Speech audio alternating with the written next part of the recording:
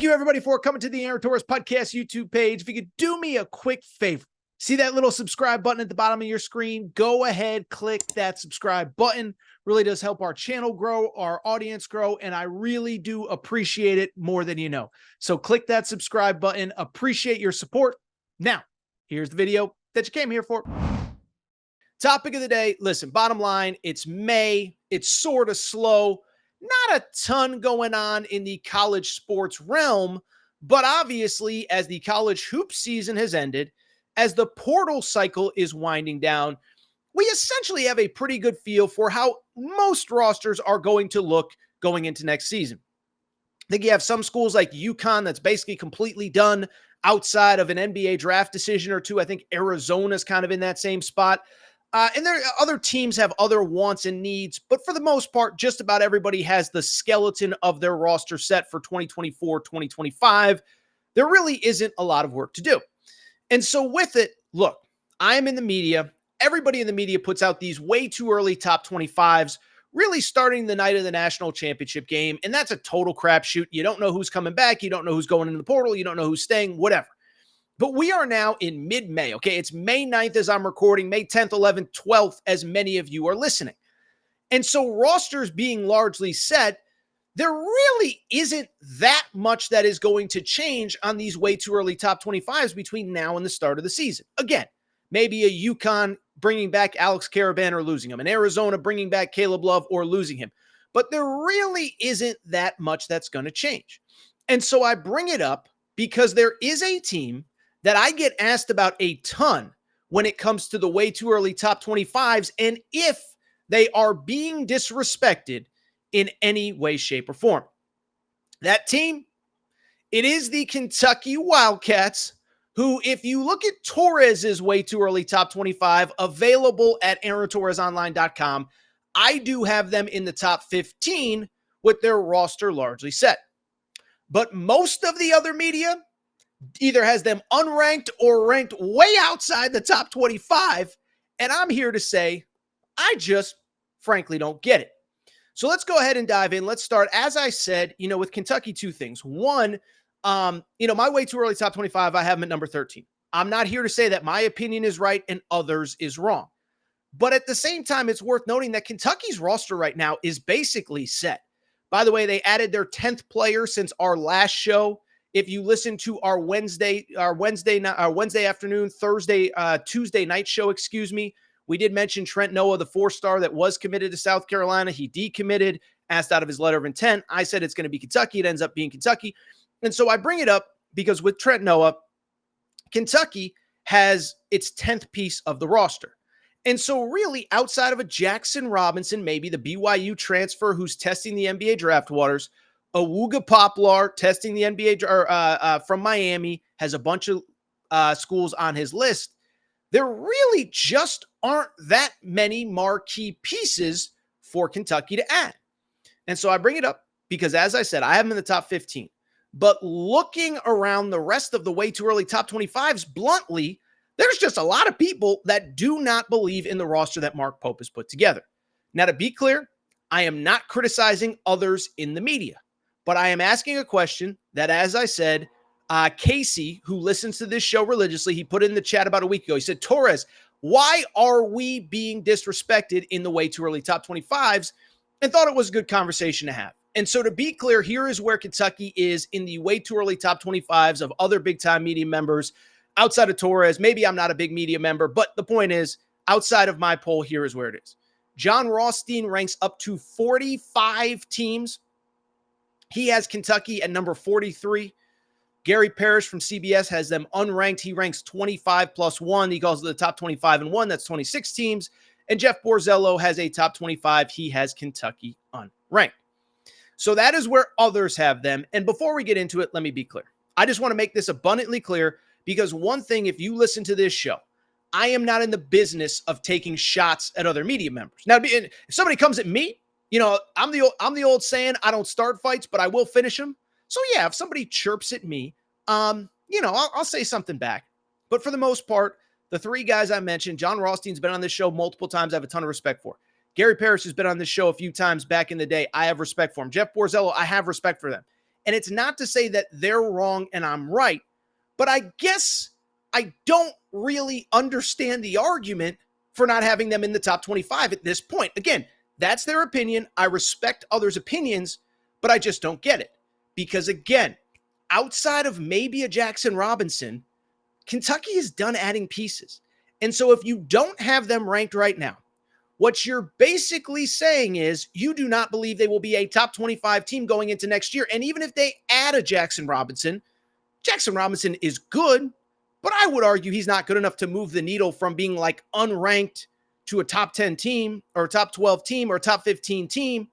So to me, I just find it interesting. And frankly, when you actually break down the Kentucky roster, I find it a little weird because, again, if you don't have them ranked right now, what you're basically saying is you don't think they're going to be ranked going into the season. But let's look at that Kentucky roster because I know what everyone's going to say. Oh, it's a bunch of mid-major guys and guys nobody else wanted. And if you believe that, that's your opinion. Not here to tell you your opinion's wrong. But I would also say your opinion's kind of, sort of, a little bit wrong. Because if you look at the Kentucky roster and you look at who those guys are and you look at, frankly, who else they were recruited by, that tells you everything you need to know about the potential of this roster and really how good it has a chance to be. Let's just very quickly go through the Kentucky roster because I think it's better than anyone is giving it credit for, except for maybe me and maybe people that follow this on a day-to-day basis. So let's start with the roster. Okay, so Lamont Butler, right? So let's start with the guys that are on the roster right now. Lamont Butler, we've talked about him a ton, especially during his recruitment. This was a guy, Final Four hero, really was the backbone of back-to-back Sweet 16s for San Diego State. Made a Sweet 16 last year, made a Final Four this year. I know the stats aren't great, but as we've said, maybe the best perimeter defender in college basketball. On top of that, a player that I just think because of the system he played in doesn't have the stats that are reflective of how good he was. Beyond that, don't take my opinion on Lamont Butler.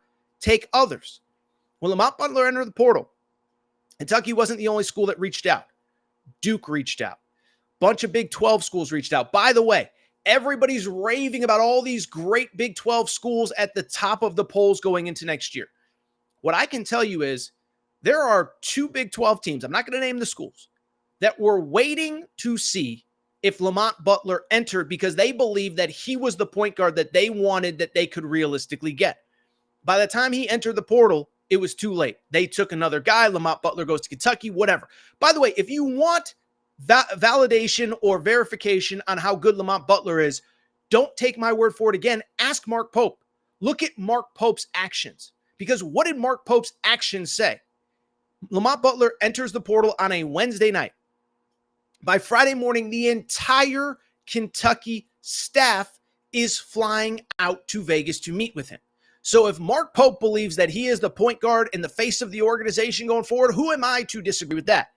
By the way, the likely backup point guard, Kerr Kriisa, another guy, 4 years, high major power conference experience, led Arizona to a Pac-12 title and a number 1 seed 3 years ago.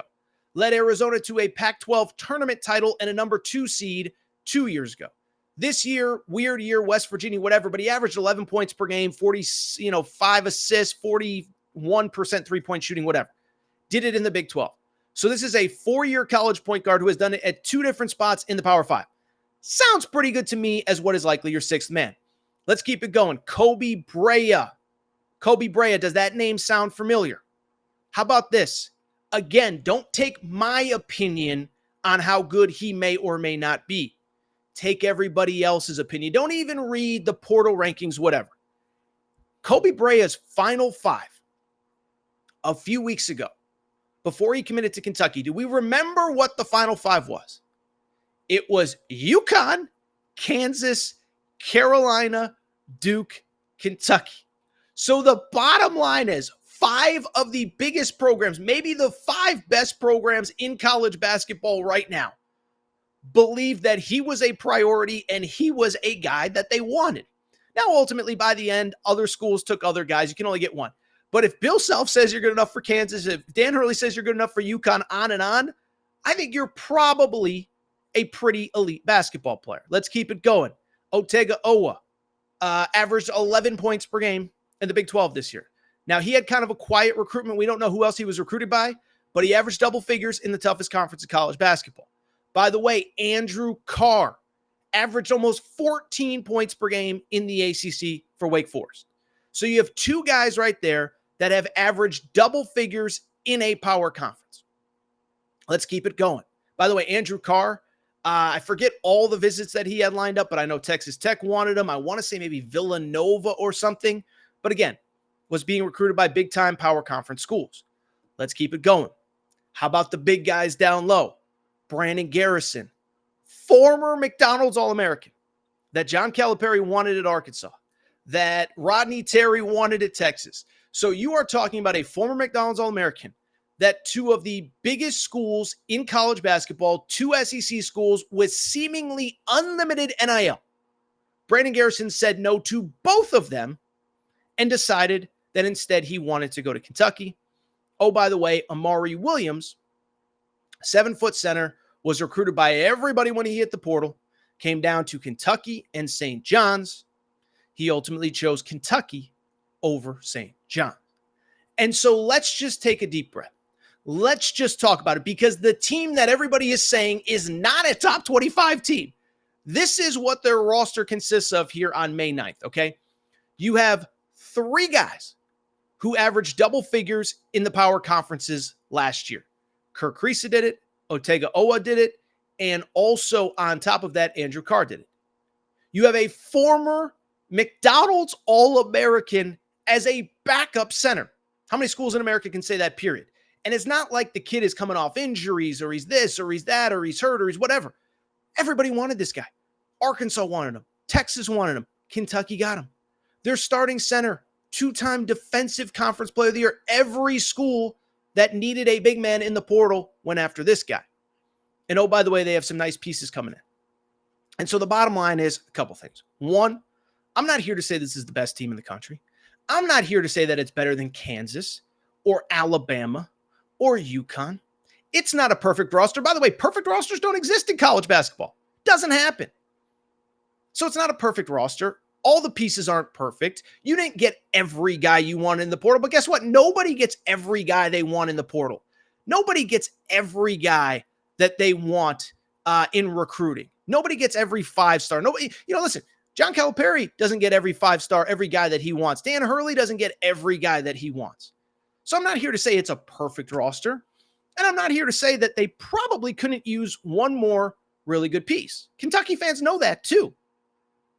Wooga Poplar, Miami, Jackson Robinson, BYU. The bottom line remains is that there is still probably a piece to add to really put them over the top.